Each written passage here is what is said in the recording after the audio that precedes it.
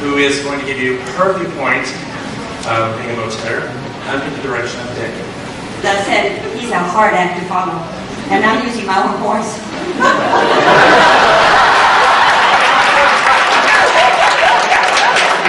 You're getting some points for that. Only if you can maintain proper pitch. Oh, yeah. A tribute to Dave. Our story starts at St. Paul Church in '89. Susie Comstock heard Jim sing just fine. She recommended that he quickly audition for Motet, a unique musical rendition. Singing a solo was part of the test. Following the scales became the rest. With elated hearts, we both passed a 9-year venture that did last.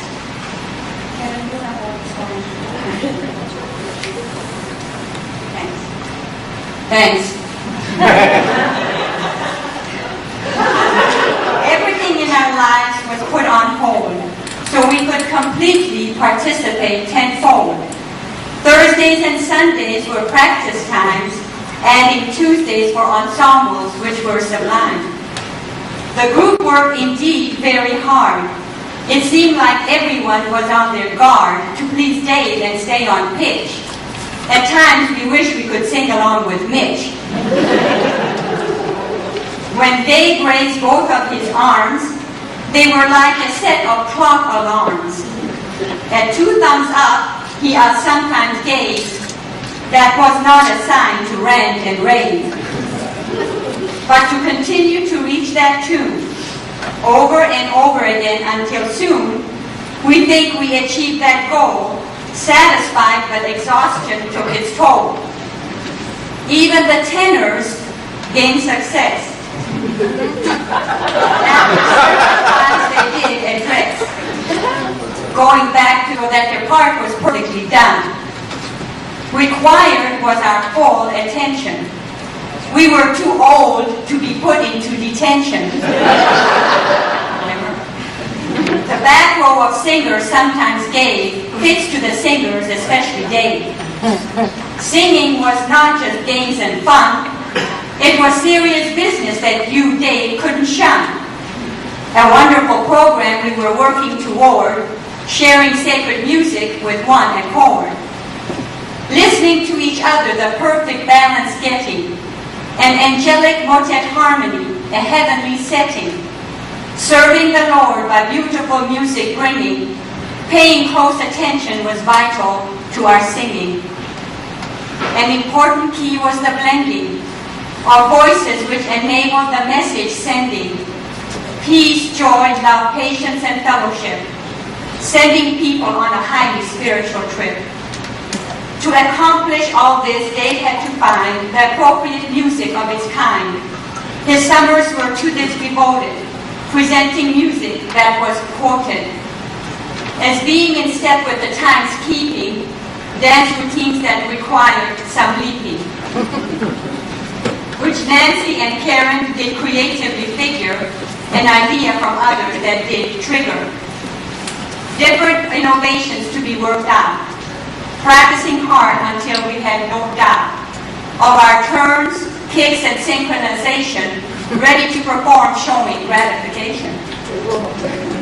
Once March finally rolled around, everyone at one time or another found themselves helping with the risers, speakers, and wires, microphones, and must for soloists and ensemble choirs. Concert season was actually a delight. Finding we could perform and not be uptight. Being on stage and sometimes missing a cue, mistakes were made not only by a few.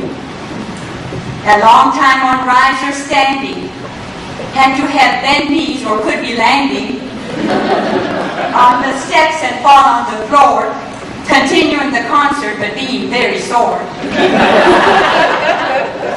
Dave was responsible for everything, just think.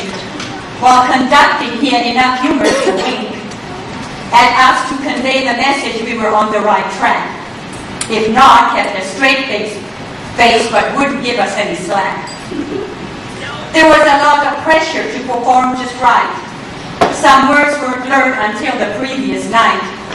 But by the second or third concert of the season, Dave noticed we had it down pat and for a reason. Because our reputation was at stake, the Motet singers couldn't fake perfection and draw a crowd. We had to continue to improve so Dave could be proud. In fact, Dave thought we were so good that in the early days, many times we would go on tours and at the White House sing, happiness, contentment, and fame it did bring. Several ensembles developed their reputation, which the audience adored without hesitation. Along came Jones or Beauty and the Beast. Nobody ever got tired of not in the least.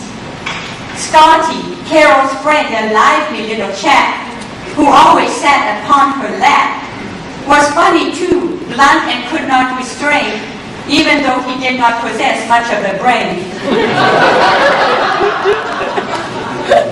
Why were these numbers such a sell? Because the singers and director worked so very well, together being serious but enjoying it all. They certainly were destined for a curtain call. Throughout the years, many special songs were sung that required breath control and a strong lung, dynamics producing goosebumps on people's skin, becoming silent and hearing drop a pin. Diane Sawyer, once she was a member of Motet, I'm sure she'll always remember, performing with others on a stage. Thanks to Dave, she's not quite her age. For 9 glorious years we did stay, but had to leave one sad day. The wonderful experience we'll never forget, never. The friends we made will never ever sever. You've touched countless souls for 50 years, Dave. We love, respect, and admire you for being so brave. Such a monumental and challenging task to take, even when in your personal life there was a lot at stake. We the Visors thank you and the Motet singers so much.